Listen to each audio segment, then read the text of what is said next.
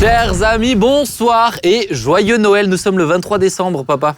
Ah, ça c'est chouette. Quel bon acteur tu fais, dis donc. On enregistre en novembre, mais vous nous suivez la veille de Noël. Enfin non, la veille de Noël, c'est le 24. Donc, ouais, c'est ça, l'avant-veille. Ouais, l'avant-veille. On est ravis d'être avec vous. Jean-Marie, tu vas bien? Oui, très bien. Ouais. T'as envie de parler, dis donc. Chose ou... Tu ça va si tu veux, Thibaut. Bon, c'est bien. Yes, tout va bien. Tu es en forme? Magnifique. Bon, et papa? On a le Père Noël dans sa jeunesse. C'est beau, tu vois ça. Avant le blanc. C'est vrai. Et c'est vrai que tu pourrais il le était faire. vert avant. Thibaut, papa, tu vas bien? Je t'ai confondu. Mais dis donc. Oui, c'est l'année. Oui, non, je vais bien. Bon, on est très heureux d'être avec vous. Eh ben c'est bien.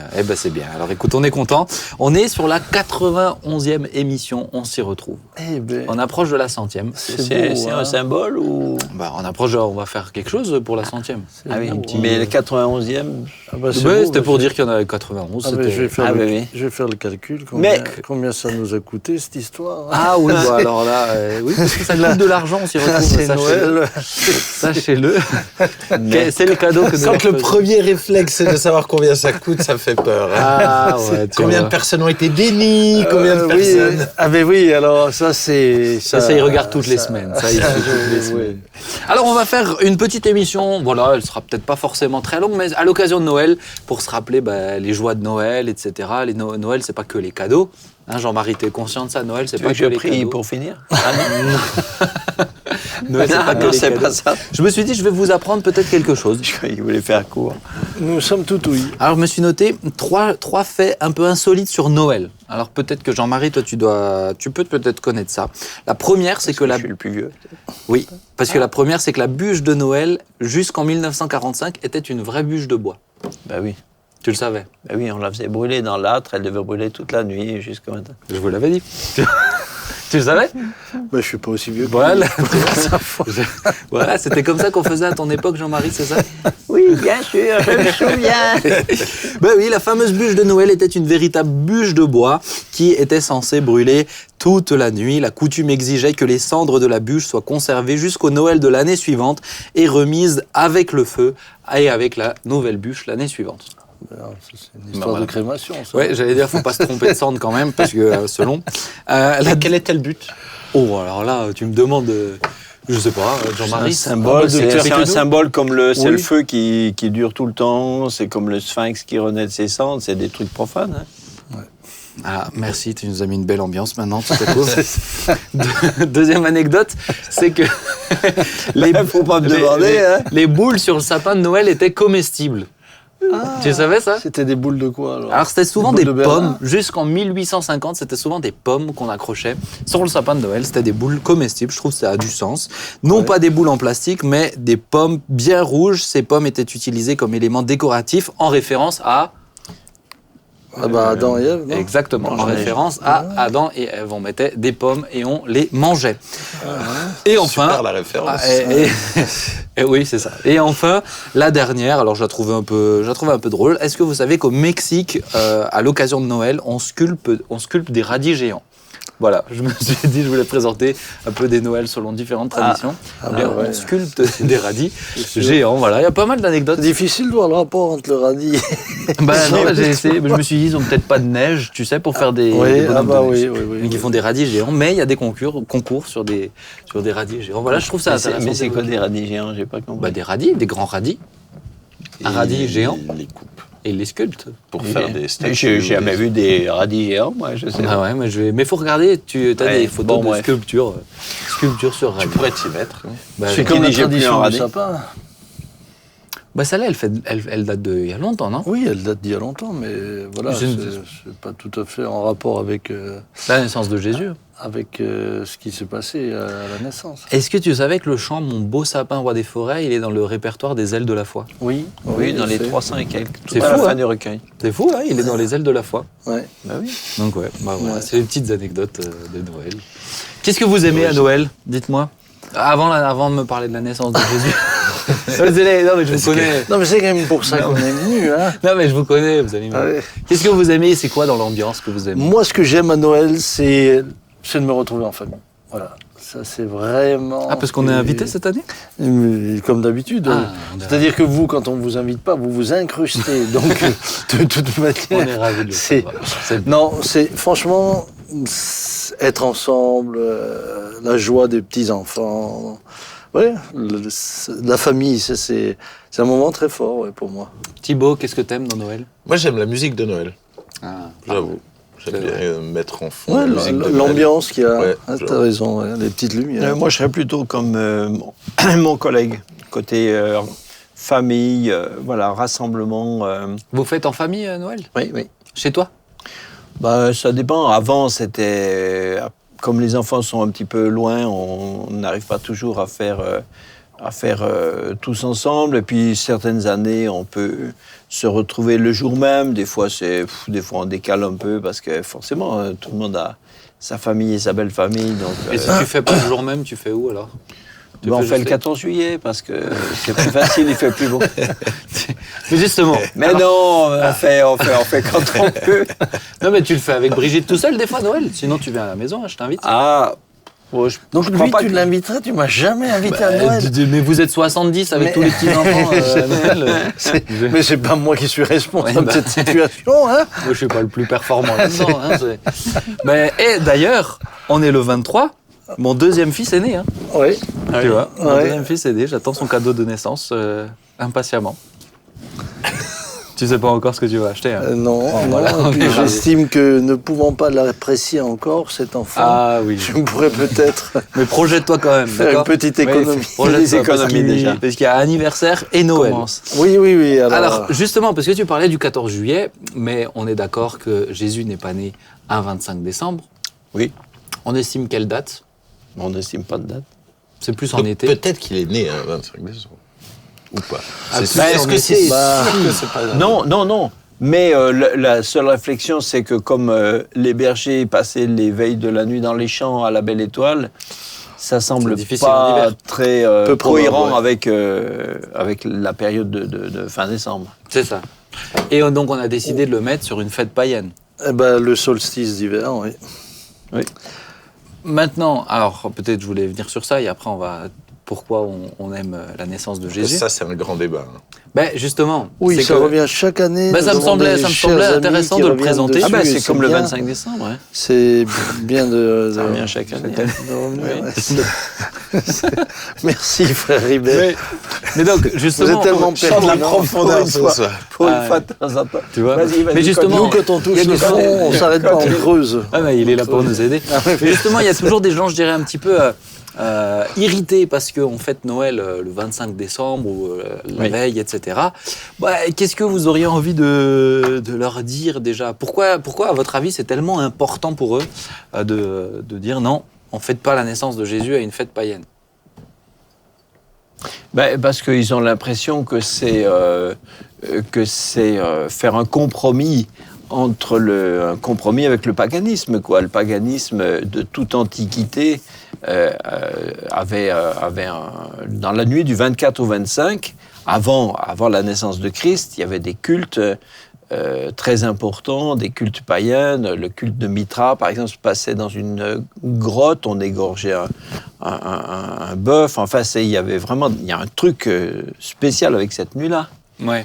Parce que c'est pas tout à fait le jour astronomique du 21 décembre, mais c'est quand même le jour où la lumière, la durée de la lumière recommence réellement à grandir. Donc il y a tout un symbole, après avec l'adoration du soleil, qui de nouveau l'emporte sur les ténèbres dans son cycle, etc. Donc il y a des gens qui disent calquer le jour de Noël sur ce jour-là, c'est indigne, c'est faire un compromis avec le paganisme. Oui, mais c'est pas le. On est d'accord, mais c'est pas le jour qui est maudit. Non, mais moi, c'est comme quand des gens me disent ça, je dis alors qu'est-ce qu'il faut faire ce jour-là? Ben rien. Je dis alors donc c'est un jour où c'est interdit de faire un culte. Alors du coup c'est un jour qu'on a volé à Dieu. Moi, Oui. moi, je dis on peut louer Dieu 365 jours par an. Pourquoi pas aussi ce jour-là? Et pourquoi pas Pourquoi pas on vénère pas ce jour et on sait que c'est pas un jour spécialement, j'allais dire, qui nous porte bonheur. Donc, et puis, et l'apôtre Paul le dit, que tout ce qui est des nouvelles lunes, de tout ça, finalement, ça n'a pas d'importance. Si on n'y prête pas d'importance. Si quelqu'un y prête de l'importance, ça devient différent. Mais parce que c'est dommage, on peut, parce qu'on les entend de temps en temps s'exprimer sur ça, mais avoir l'impression qu'ils n'arrivent pas à se réjouir en fait du coup de la naissance de Jésus, tout simplement. Oui. Et moi, je me dis, là où c'est dommage, c'est que justement, dans un tel état d'esprit, une telle position, on rate une occasion d'annoncer l'évangile. C'est ce que j'allais dire. Parce que sur 65 millions ou 67 millions de Français, combien se posent cette question-là, premièrement? Deuxièmement, on en est bientôt au point où on sait plus ce qu'on fête à Noël, ce qui est plus grave, à mon sens. Troisièmement, c'est l'occasion d'annoncer l'évangile et de rappeler que, oui, c'est aussi la lumière qui est venue. Sans le mettre en rapport avec cette fête, mais la lumière du monde est venue. C'est déjà un peu dans du syncrétisme. Non, c'est du syncrétisme. Enfin bref.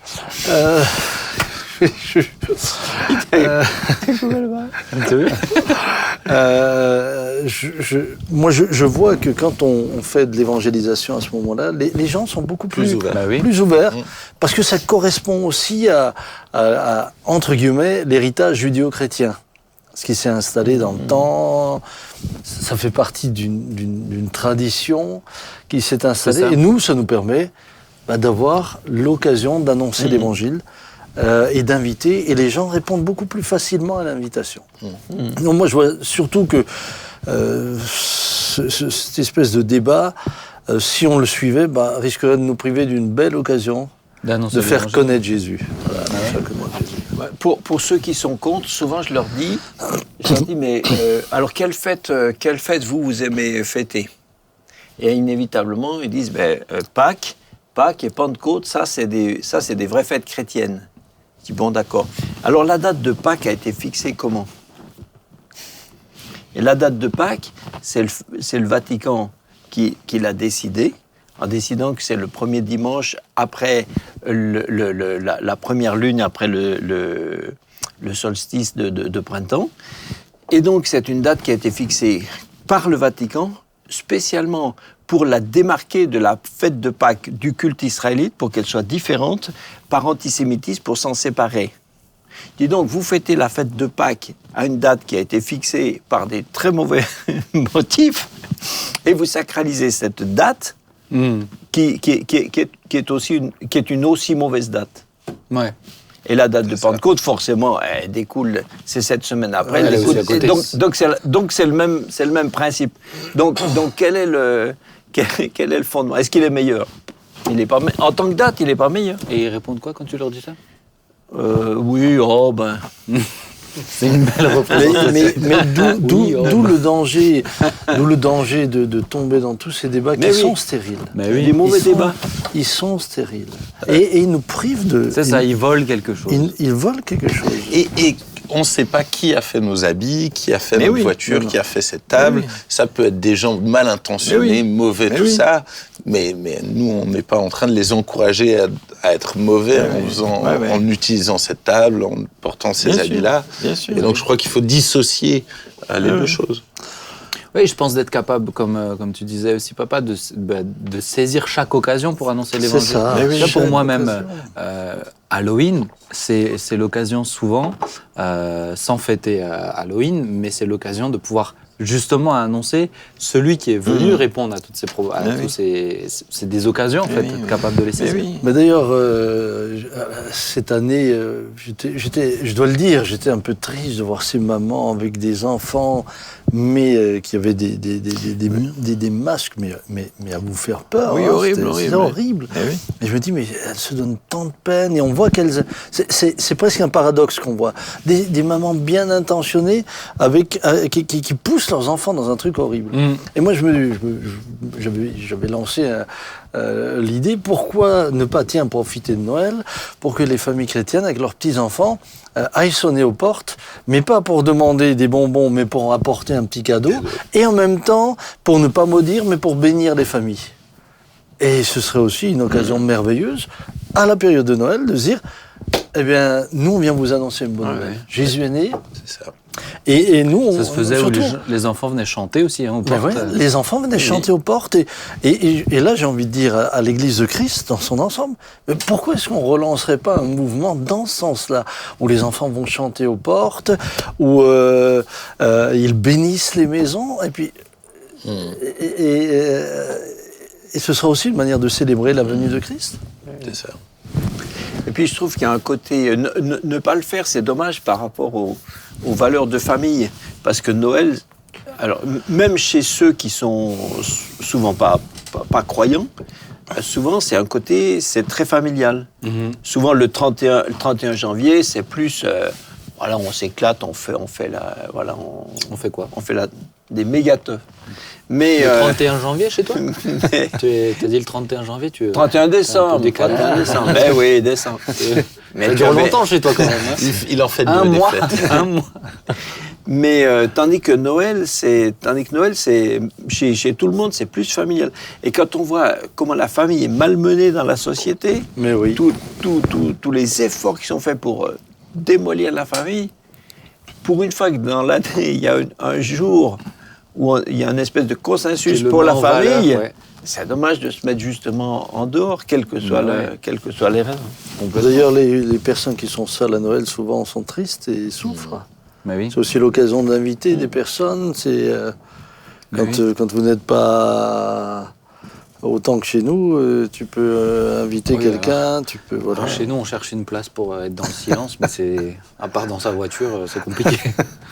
C'est compliqué. Oui. Bon, après, c'est des périodes. Hein. Quand ils seront plus vieux, vous ne serez plus là. Ah c'est gentil. Hein. Moi, je ne savais pas qu'on allait m'expédier dans l'éternité déjà. Ça allait un peu vite, c'est vrai.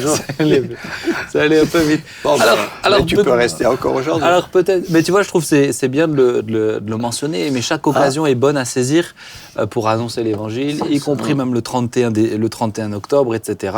Parce qu'aujourd'hui, tu vois, Halloween, il y a des choses, tu parlais des masques horribles, mais cette année, par exemple, il y a une série sur Netflix qui a mis en valeur un tueur en série qui a réellement existé. Et les enfants se déguisaient comme cet homme-là, tu vois. C'est horrible. Je trouve que c'est horrible. Et je trouve que c'est vraiment, au contraire, l'occasion d'annoncer et de faire des choses à ces occasions-là. Même Pâques, etc., où les gens sont encore ouverts à parler, à discuter. C'est des occasions à saisir. Hein. Oui, je souhaiterais aussi dire quelque chose à tous nos amis chrétiens. Mais il y a tellement peu de moments dans l'année où vous pouvez réellement avoir aussi des moments de fête avec votre famille, etc. Profitez-en. Au lieu de noircir à cause d'une question de date, la journée, au lieu d'être dans l'amertume parce que d'autres le font. Mais c'est dommage. Ça ne rend pas plus spirituel. Ça ne rend pas plus spirituel. Non. Et puis l'essentiel, c'est qu'on fête la venue de Christ. Il est né. Même s'il était né le 1er février, il est né. Et c'est ça ce qui est important. Maintenant, est-ce qu'on serait plus spirituel en nous démarquant de tout le monde pour nous montrer qu'on a... Je ne le crois pas, mais on louperait une belle occasion d'annoncer l'évangile. Et puis l'énergie mise à dire que c'est pas la bonne date, là, si on mettait cette même énergie à annoncer l'évangile... Et puis se faire tout à tous, même si dans notre société, on peut, la date est venue comment, parce que ça n'a pas toujours été... avant, on était plus sur le début janvier, c'était plus le 6 janvier. Et puis, il y a eu des déplacements, etc. C'est des trucs, voilà. Mais c'est qu'aujourd'hui, on hérite d'une situation qui est comme ça. C'est comme ça. Bon, pourquoi ne pas s'adapter aux choses de notre société pour être raccord avec? Pourquoi est-ce que les chrétiens devraient toujours être dans une espèce de bulle, dans une tour d'ivoire, pour se tenir à l'écart de tout et être illisible, hein? Parce que pour les gens du monde, Noël, le peu qu'ils en savent, c'est que c'est la naissance de Jésus. Ça se réduit souvent que à ça. Mais alors s'ils s'aperçoivent que les chrétiens, eux, zappent ce jour, Alors pour eux, alors là pour le coup, alors là ça c'est devient inaudible. alors là c'est illisible. C'est là. illisible. Et je me souviens une année, on avait ici dans le quartier, on avait à l'occasion de Noël, on avait fait, on a été offrir à chaque famille un cadeau. Mais j'ai entre autres le souvenir d'une dame qui s'est mise à pleurer. Elle me dit, mais monsieur, pourquoi vous faites ça? Alors je dis, mais c'est pour honorer la naissance de Jésus et pour vous faire de la joie à vous. Elle s'est mise à pleurer. Elle me dit, mais vous savez que c'est le seul cadeau que j'aurai cette année. Moi, ça m'a tellement... Je me dis, mais quelle merveilleuse occasion. Ben oui. Quelle merveilleuse occasion de... Ah oui. Et moi, en tout cas, c'est sûr que moi, j'ai moins ce côté très famille que je découvre peut-être plus avec ma femme. Mais je trouve que c'est extrêmement important d'avoir des temps en famille, mais de se soucier justement de ceux qui, eux, n'auront pas de cadeaux, qui, eux, sont seuls. Et d'être sensible, d'oser poser des questions. Bah, tiens, tu fais quoi à Noël et de se soucier de ça. Et je pense que si tout le monde faisait cet effort-là, alors on diminuerait le nombre de gens seuls. Moi, j'avoue que j'ai pas toujours pensé comme ça. Hein. Quand je me suis converti, maintenant ça fait quelques années, eh bien, on était dans des milieux où les milieux pentecôtistes, ailleurs, je sais pas, mais français en tout cas, étaient souvent un peu légalistes, un peu austères, un peu anti tout ce qui était pas. Et on était des milieux où c'était, Noël, c'était, il fallait quelque part, il aurait presque pas fallu en parler, quoi, pas fêter. Et pendant quelques années, chez moi, enfin avec ma petite famille naissante, on a un peu zappé. Mais alors du coup, je me suis rendu compte que pour le reste de ma famille, c'est incompréhensible. C'est ça.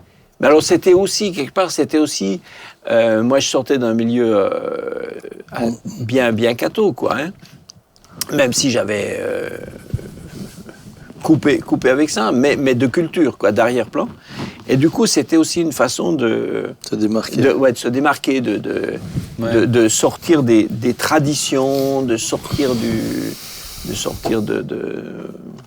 d'un côté religieux, enfin dans ce sens religieux traditionnel. Ouais. Mais tu vois, pour moi, c'est un peu comme ceux qui disent que faire le culte le dimanche matin, c'est pas juste. Tu vois, il faut le faire au moment du Shabbat parce que c'est ça qui est correct. Mais je trouve que c'est dommage de des fois se brider, d'empêcher ou des occasions d'annoncer ou de se réjouir tout simplement avec le Seigneur, juste pour des règles qui changent, qui amènent pas plus la présence de Dieu, en fait. Mais non. C'est pas des recettes pour amener la présence de Dieu. Alors peut-être, qu'est-ce que ça vous procure, vous, la naissance de Jésus, qu'on fasse la dernière partie de l'émission sur ça? Qu'est-ce que vous avez envie de dire? Vous avez envie de dire quelque chose? Mais oui.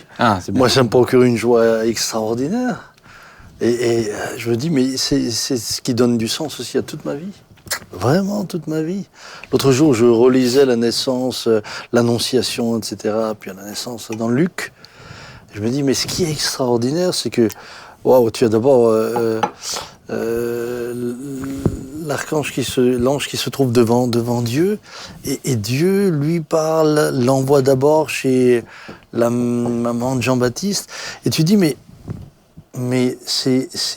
on est directement en relation avec le ciel, et Dieu a un projet pour Jean-Baptiste et sa femme. Dieu a un projet pour Marie. Et tout ça, c'est en train de se dérouler pendant que... Jean-Baptiste et sa femme. J'étais en train de dire... pas Jean-Baptiste, Jean-Baptiste, pardon. C'est quoi pour Élisabeth et son mari, au sujet de Jean-Baptiste, et tu te dis, mais tout se dessinait... Eux, ils n'avaient pas encore conscience de ce qui se passait, mais tout se dessinait, tous discutaient déjà dans le ciel. Il y avait là un projet. Il y avait Marie, était encore une jeune femme fiancée. Elle devait être à des années-lumière de la discussion qu'il devait avoir dans le ciel. Et tout d'un coup, un ange vient. C'est le spectacle de Noël. C'est le spectacle de Noël. Hein. On peut le raconter maintenant puisqu'il a été diffusé. C'était la semaine dernière. C'est le spectacle de Noël. Donc là, je suis en train de le prophétiser. Non, puisque du coup, tu passes après. Oui, mais comme je fais l'émission avant, n'embrouille pas les gens pour Noël, papa. Ouais, mais c'est ça, c'est le spectacle. C'est exactement le spectacle. Mais ça m'a. Quand je l'ai relu comme ça, je me dis, mais je suis convaincu que de la même manière, pour chacun d'entre nous, il y a des choses qui se passent aussi à notre sujet. À notre sujet. Et ce qui est particulier, c'est évidemment que au sujet des parents de Jean-Baptiste, tu vois que c'était des gens qui vivaient pieusement, qui honoraient Dieu. Ouais. Ils étaient fervents, ils honoraient Dieu.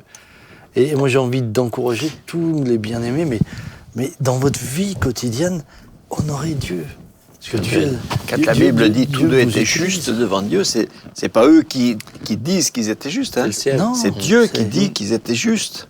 Tu as Zacharie. Là, ils ont une bonne note, quoi. Là, Zacharie qui présente les parfums, tout d'un coup, il y a quelqu'un à côté de lui, alors que normalement, il n'y avait personne. Mais il a dû s'effrayer. Tiens, quoi, il brûlait, ça. Hein.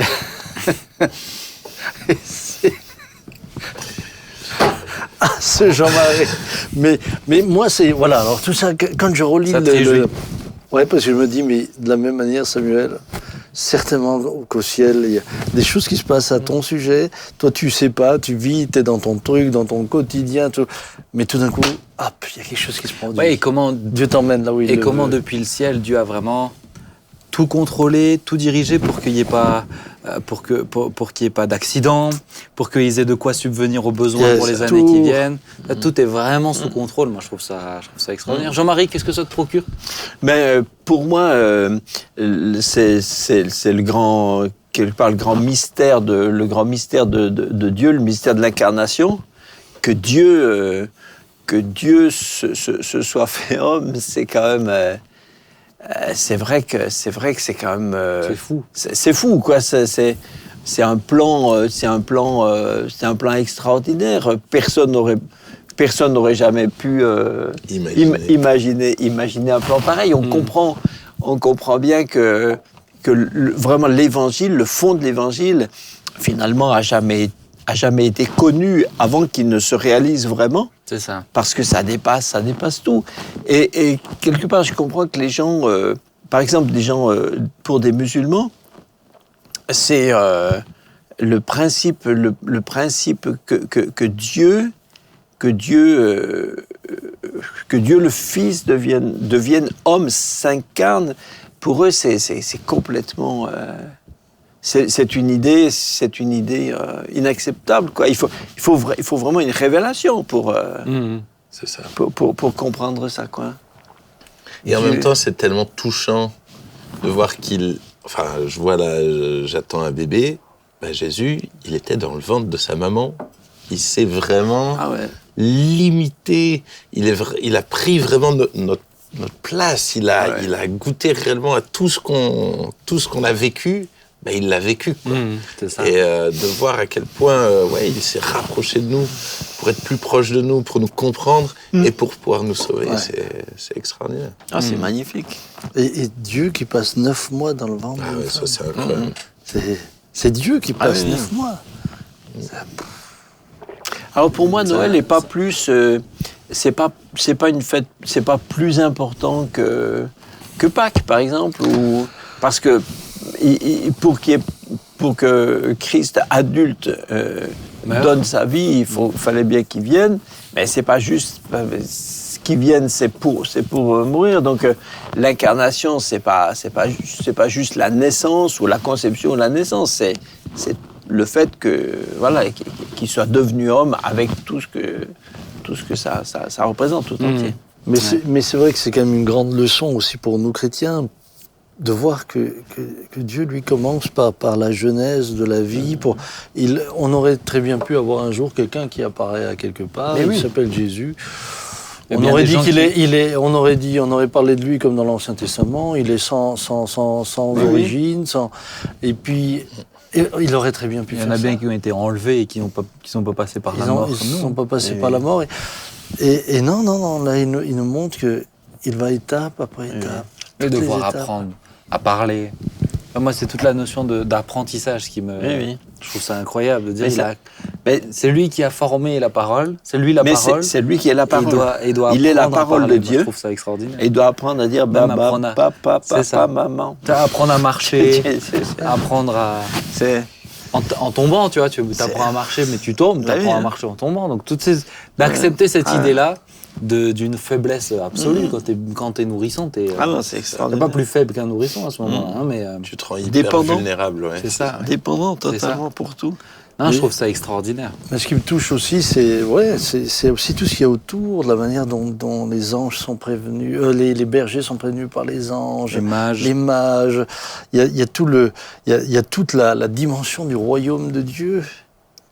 Et ça, c'est aussi beau de voir que quand Jésus est là, c'est vraiment le royaume de Dieu qui guérit les malades. Parce que l'ange descend chez Zacharie. Et puis finalement, le résultat, c'est que, puisque tu as douté, tu parles plus.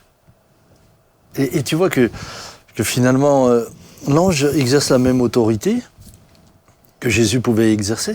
Il pouvait guérir, ce que l'ange dit est surnaturel, puisque Zacharie sort, il ne peut plus parler, jusqu'à la naissance. Et là, tu vois que Jésus vient avec toute la dimension du royaume. Ouais. Que toute cette dimension du royaume se manifeste aussi dans le quotidien, mais que tout cela, il le retient jusqu'à 30 ans. De la même manière que la venue du Saint-Esprit ensuite à la Pentecôte aussi. Quand il y a cette effusion de l'Esprit qui est là, c'est aussi le ciel qui s'arrête, c'est un événement extraordinaire. T'as deux événements extraordinaires d'une descente du ciel jusque sur terre, c'est la venue de Jésus et la venue du Saint-Esprit envoyé par la suite. Et tu sens que c'est des moments où le ciel et la terre sont complètement connectés pour des événements où nous, humains, à notre échelle, on n'en prend pas du tout la mesure. Comme Job à son époque, qui ne mesurait pas du tout ce qui se passait dans le ciel, mais cette vérité surnaturelle, spirituelle, elle est là, elle est présente. D'où l'importance, je pense, de vraiment se réjouir à Noël. Et de prendre du temps pour se réjouir pour ça. Ouais. Parce que là aussi, moi, j'ai vu beaucoup de différentes manières de célébrer Noël, mais j'ai l'impression quand même que souvent, on passe peu de temps pour Jésus, peu de temps à vraiment célébrer ce qu'il a fait.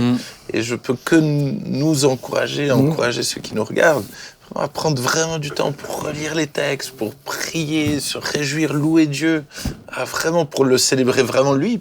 Et c'est ça le vrai sens de Noël. Oui, c'est dommage de finir Noël en ayant mal au ventre d'avoir trop mangé et en marchant plus droit. C'est ça. Parce que ça c'est malheureusement le risque. C'est se rappeler. Et c'est le défi. Et aujourd'hui, ayant des enfants en bas âge, c'est un défi de garder toujours les enfants dans ça. Je sais que chez nous, par exemple, on fait pas du tout de cadeaux, etc. tant qu'on n'a pas fait un moment avec le Seigneur. Mais, on fait un petit culte de Noël, ouais. Mais c'est le défi de dire, faut pas juste que vous soyez là et sage pour avoir les cadeaux ensuite. C'est parce que vraiment on se réjouit pour quelque chose. Et c'est un défi. C'est pour ça, du coup, je leur offre plus de cadeaux, comme ça il y a plus ce moment après. C'est plus simple. Mais t'en reçois pas, non? Non, de mes enfants, des dessins. Mais moi, ce que je trouve aussi, alors ça reste pour moi quand même aussi toujours une grande question, un mystère, c'est plus tard dans le ministère de Jésus, tu vois que ceux qui étaient dans le ciel avec lui le reconnaissent. Ceux qui ont été jetés hors du ciel, les démons, ils le reconnaissent. Ouais. Et tu vois que dès le départ, pour moi, Hérode est animé de quelque chose qui est déjà dans le plan du diable. Ah ben oui. C'est comme la tempête sur le lac lorsqu'il va vers Gadara. C'est l'empêcher d'arriver.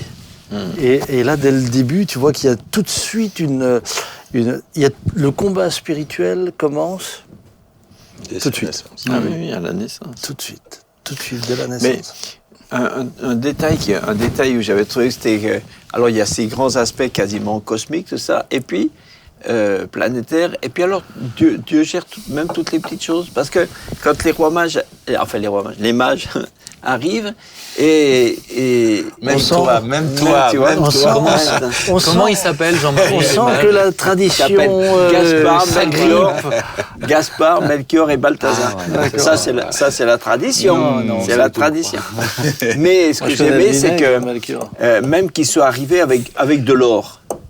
Avec de l'or, et ben du coup, Joseph et Marie ont pu fuir et ils ont de quoi pourvoir. Ils sont restés en Égypte un temps, mais là ils sont pas misérables, ils sont pas parce que ils sont C'est ça, pas ils partis. pourvoient leurs besoins. Socialement, c'est des petites gens. Ils sont pas partis avec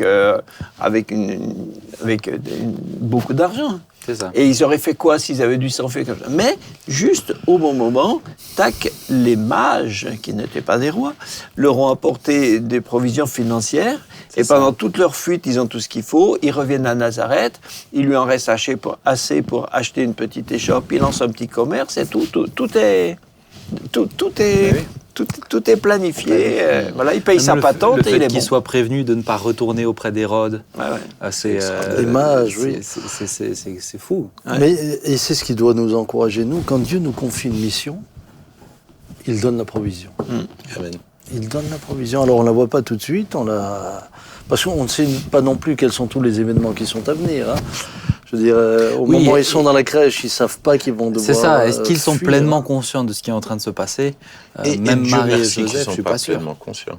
Dieu merci, et nous aussi. Dieu merci qu'on n'est pas conscient de toutes les étapes qui sont devant Enfin, nous. dès que l'ange dit à Joseph, le roi Hérode veut tuer l'enfant, je pense que là, ils ont C'est pas la même compris. limonade là. Là, ils ont tout de suite compris que. Tu nous la recherches, celle-là. C'est une expression que j'aime bien dans Astérix et Obélix. La limonade. Mais même justement, c'est un peu vieilli aussi. Ça, enfin, bon, Mais c'est en mémoire de toi. En mémoire, mais il est Ben, encore bien vivant. J'anticipe. Alors moi j'ai une question, Jean-Marie. Attends, je il me- voulait dire quelque voulais chose. dire que- Tu voulais dire? Ah mais parce que tu m'as coupé avec la limonade. Mais voilà, mais c'est toi Bah, qui. c'est toi. C'est toi qui nous mets dans Vas-y, les bulles. avec ta Et en limonade. même temps, tout est- c'est un chemin où, même en partant en Égypte, ils ne savent pas pour combien de temps, ils ne savent pas mais oui. quoi, comment, ils ne connaissent pas tout le plan en fait. Ouais. Ils ont des bribes, mais ils Ouais, doivent compter sur Dieu et fuir aussi par la foi. Jean-Marie, j'ai une question pour toi. Oups. Est-ce que tu penses, parce que je sais qu'elle revient de temps en temps celle-ci. Non. Tu penses pas. Est-ce que tu Ah, si, penses pardon. que Jésus était conscient de ce qu'il était et ce qu'il était censé faire sur terre à sa naissance ou petit enfant, etc. Ou est-ce que tu penses que c'est venu dans ses temps personnels avec Dieu et une prise de conscience qui est venue comme ça? Ah ben moi je pense forcément ça peut pas être inné, il peut pas, à 2 ans, il peut pas, à 2 ans, à 3 ans, il peut pas savoir qu'il est, même d'un point de vue simplement cognitif, c'est pas une notion qu'il a, il a fallu qu'il le découvre. Là où par contre je trouve que l'épisode est significatif sur ça, c'est quand il a 12 ans et qu'il se retrouve à discuter avec les docteurs de la loi dans le temple, posant des questions. Il les enseigne. C'est plutôt la qualité de ces questions qui les a percutées, qui montrait que... Mais là, à la sortie, quand ses parents le récupèrent, il dit « Ne savez-vous pas que je dois m'occuper des affaires de mon père ?» Là, clairement, maintenant, et ces 12 ans, c'est l'âge où, chez les Juifs, où on fait, même aujourd'hui encore, la bar mitzvah, on devient 12, un adulte spirituel. Et là, c'est sûr qu'à maintenant, il sait, à 12 ans, il sait qu'il est le fils de Dieu. Il parle de Dieu, il dit « c'est mon père et je m'occupe des affaires de mon père ». Et c'est quand même extraordinaire de se dire que quelqu'un, un garçon de 12 ans, bah alors on est d'accord, ils avaient une autre maturité que nos jeunes de 12 ans maintenant, hein, je suppose, mais de dire, waouh, dans son intimité avec Dieu, parce que c'est lié à son intimité avec Dieu, il a pu entendre, concevoir, accepter des révélations comme celle-ci. Moi, je trouve ça fou. Mais il n'y avait pas de décalage en lui. Hein. Ouais. Il n'y avait pas de décalage en lui. Mais en tout cas, il a toujours dû apprendre. Hein. Est-ce que pour toi, il a dû apprendre. Est-ce que pour toi, dès le moment où il a conscience de qui il est et de ce qu'il est censé faire aussi, il a conscience de la fin de sa vie aussi? Ou est-ce que c'est aussi quelque chose qu'il découvre avec le temps? En tout cas, c'est trop... Je ne sais pas si on peut répondre à ça de façon vraiment... certaine. Vraiment certaine. Parce que dans cet épisode-là, ça inclut pas forcément déjà la compréhension de ça. Moi, si vous le permettez, il y a quand même un personnage aussi dans cette période qui m'impressionne, moi, c'est Marie. Alors, bien sûr, Joseph aussi, mais Marie. Quel courage, qu'il me soit fait selon ta volonté. Qu'il me soit fait selon ta volonté. Qu'il me soit fait selon ta parole. Et souvent, nous, on se dit, mais s'il nous est fait selon sa parole, tout ne peut que aller bien. Et vous voyez que son chemin après est extrêmement difficile. Mais qu'il me soit fait selon ta parole. Ensuite, c'est quand même... ce sont des drames que... Lorsqu'elle apprend que... Parce qu'elle n'a pas pu ignorer ce qui s'est passé avec les enfants. Avec Hérode. Hérode, elle n'a pas pu l'ignorer. Tout ce qu'elle a dû porter. Le sentiment de responsabilité par rapport à toutes ces femmes qui pleurent, des enfants qui ont été... Des enfants qui ont été tués. Est-ce que tu penses qu'elle était consciente que c'était son enfant à elle qu'on cherchait à tuer? Mais c'est ce que l'ange a dit. C'est ce que l'ange a dit. Il dit Hérode fuyait, Hérode veut tuer l'enfant. Hein. Mais c'est ce que l'ange lui dit m'a toujours travaillé, parce que l'ange lui dit qu'elle est heureuse puisqu'une grâce, toi à qui une grâce a été faite. Mais nous le terme grâce est toujours lié à aussi la paix, la joie, le bien-être. Mais la grâce qui lui a été faite, c'est de porter le Fils de Dieu, mais avec toutes les conséquences. Moi, il dit quand même à la fin, mais toi-même une épée te transpercera l'âme. Hein. Oui, mais donc il la prévient. Ça ne va pas être. Mais quand même, quand nous surtout actuellement, où tu entends toutes sortes, tu as toutes sortes de théologies dans laquelle si tu es dans la volonté de Dieu, dans le plan de Dieu, tout va bien, etc. Mais là, on a la démonstration, que non, ce ne sera pas simple. Et je suis sûr que plus tard, pour Marie, c'était pas simple non plus. On a dû dire d'elle aussi, mais c'est la mère du gourou, c'est la mère du soi-disant roi des Juifs. Elle a dû en encaisser par la suite. Ou même la fin, la crucifixion. La mort ensuite, la mort de Christ. Mais qu'elle était capable dès le départ de dire, mais qu'il me soit fait selon ta parole. C'est parfois ma prière, Seigneur, donne-moi la capacité de dire qu'il me soit fait selon ta parole. Qu'il me soit fait selon ta volonté. Et quelles que soient les conséquences que cela sous-tend, et que je ne connais pas au moment où je te dis, je ne pense pas qu'elle a jamais mesuré ce que ça voulait dire, mais qu'il me soit fait selon ta parole. Et puis quand même, quand tout le long, ça a été difficile, quand je ne veux pas dire qu'on oublie, mais...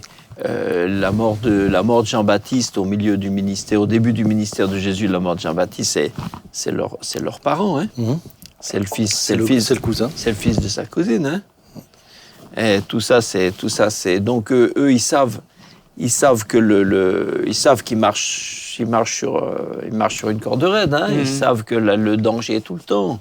C'est ça. Et quand plusieurs fois il est menacé et tout ça. Non, ça n'a pas été... On voit souvent seulement le côté triomphant, les grandes foules, les gens contents, les guérisons, les miracles. Mais en coulisses... Ah ouais, ça doit être dur. Même Joseph, hein. Même Joseph, qui lui ne voit pas l'ange tout de suite, mais accepté de chercher à l'honorer, élever l'enfant en sachant qu'il ne vient pas de toi. Tu vois, en tant qu'homme... là, il faut vraiment un ange, hein, pour... ouais, vraiment. Là, pour croire... surtout à l'époque. Pour croire... oui. Mais même aujourd'hui... même aujourd'hui... un gars, tu vois, sa fiancée, ils n'ont jamais couché ensemble, sa fiancée est enceinte... un ange lui dit, écoute, personne n'est passé par là, faut quand même... Oui, et puis Joseph... difficile quand même. Mais dans sa manière, oui. Joseph, il est honorable. Oui, parce que là, c'est Marie qui a été choisie. Ouais. Et Joseph, c'est juste son fiancé, pour l'instant en tout cas, mais c'est Marie qui a été choisie. Lui, il subit tout ça parce qu'il veut rester son fiancé. Oui. Parce qu'il reste le fiancé. Et c'est lui, et il part aussi en exil, et il porte aussi toute cette pression. Mais ça, c'est intéressant, là, ce que tu relèves, puisque souvent, on nous dit, oui, mais dans le couple, si les deux doivent avoir l'appel, sinon, c'est pas possible. Bah là, ça n'a pas été le cas. C'est pas toujours vrai. Hein. C'est parfois, c'est l'un des deux qui a l'appel, et puis l'autre, il est appelé à l'accompagner. Son ministère, c'est de l'accompagner, c'est de l'aider, c'est de remplir la tâche qui est la sienne, parce que son conjoint a été choisi. Moi, Dominique, elle me le disait parfois, elle dit, mais moi, quand je t'ai marié, t'étais un peu jour. Moi, j'ai pas marié un pasteur, mais elle a dû apprendre et comprendre que oui, c'est moi qui avais eu l'appel, mais elle, son ministère, c'était de m'accompagner dans cet appel. Moi, quand je suis venu à Mulhouse... Ça, on n'y pense pas souvent. Quand je suis revenu en France, le Seigneur, il me l'a dit à moi. Hein. Ah oui. Et elle m'a dit, bon, écoute, elle m'a pas dit, il me l'a pas dit à moi. Et bon, s'il te l'a dit, alors je t'ai toujours promis, j'irai là où tu iras. Et elle a quitté sa langue, elle a quitté son pays, elle a quitté son métier. Mais parce que tu comprends ça, en fait, effectivement. Et je pense qu'il y a... Mais c'est vrai que chez Joseph, c'est marquant de dire, mince, il a quand même payé un prix qui est aussi énorme. Bon, à la base, le personnage, c'est Marie quand même. Mais regarde, finalement, nos épouses payent un prix. Qui est énorme. Ta maman n'a pas eu la vie de quelqu'un de lambda. Hein. On n'a pas eu le même rythme, on n'a rien eu de pareil. Et c'est vrai que... Et c'est aussi servir le Seigneur. C'est vraiment le servir. Ouais, c'est vraiment le servir pleinement. C'est ça. Je pense que c'est bien de relever ça. Vous vouliez relever quelque chose d'autre? Parce que ça fait 50 minutes qu'on discute de Noël, c'est beau. Bon, on pourrait relever encore beaucoup de choses, mais je pense qu'on... Non, mais on est parti des bûches de bois pour terminer sur des belles choses comme ça. Donc mais oui. On a évoqué les souvenirs d'enfance de Jean-Marie. Ouais. Et puis, c'est bien. Donc, on est ravis. En tout cas, ce que je vous propose, c'est qu'on puisse terminer par la prière. Mais je trouve que c'est bien aussi pour ces émissions-là. Peut-être que certains, malheureusement, vous vous retrouvez seuls. On espère que qu'une petite heure, 50 minutes comme celle-ci puisse vous faire réchauffer un peu le cœur et aussi vous encourager. Prenez du temps avec le Seigneur aussi pour qu'il puisse vous renouveler. Vraiment, on est heureux aussi de pouvoir faire ces émissions dans des moments un peu plus... des temps de fête comme ça, quand on se sent seul, c'est peut-être encore plus douloureux, encore plus difficile. Donc on veut aussi avoir une pensée pour toutes ces personnes-là, tous ceux qui ont l'occasion d'accueillir, mais je vous encourage à le faire, on vous encourage à le faire. Et puis ceux qui se retrouvent seuls, pourquoi pas, vous aussi, peut-être inviter des personnes. Parce que des fois, on essaye de dire qu'on ne m'invite pas moi, mais si on ne vous invite pas, invitez-vous. Et vous verrez, forcément, on ne se retrouve pas seul non plus. Donc voilà, je vous propose qu'on puisse prier, si vous êtes d'accord. Et puis, frère Ribet, si tu veux bien nous accompagner dans cette prière. D'accord. Ok. Vous voulez que je vous chante quelque chose aussi? Non. Minuit chrétien? Non. Pas aujourd'hui. Ça serait pas mal. Le jour où on aura besoin de neige, on te le demandera. 23 décembre, ça serait sympa, tu vois, au cas où. Si on peut l'anticiper quand même, tu vois. Bon, j'ai peur que c'est la grêle qui vienne. Fermez vos yeux, ouvrez vos parapluies. Seigneur, merci pour d'être venu dans ce monde qui te ressemblait si peu, comme un acte vraiment d'amour pour sauver les hommes, les femmes que tu aimes et que tu veux voir changer, transformer par ce sauveur merveilleux qui est devenu Jésus. Merci Seigneur. Te prions pour que cette période soit un temps de joie qui donne gloire à ton nom et que même ceux qui ne te connaissent pas puissent à cette occasion découvrir quelque chose de ta grandeur, de ta bonté. Merci Seigneur. Amen. Amen. Amen. Merci à vous trois. Passez de bonnes fêtes, chers amis. On vous aime très fort. Que Dieu vous bénisse. Joyeux Noël à tous. Et rendez-vous la semaine prochaine pour une belle émission aussi à l'occasion des fêtes de la nouvelle année. Vous allez voir, on va avoir un super témoignage qui va vous encourager dans votre foi. À plus. Ciao. Au revoir. Au revoir.